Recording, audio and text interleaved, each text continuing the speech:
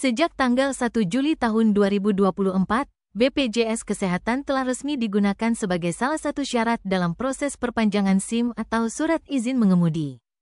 Persyaratan ini diatur dalam Peraturan Kapolri Nomor 2 Tahun 2024.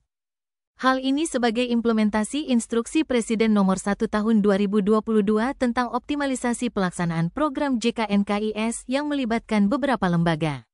Kepala Cabang BPJS Kesehatan Cabang Gianyar, Eli Widiani menjelaskan persyaratan ini berlaku di 6 Polda seluruh Indonesia dan Bali salah satunya. Pengecekan kepesertaan bisa dilakukan dengan menunjukkan kartu BPJS Kesehatan atau lewat mobile JKN.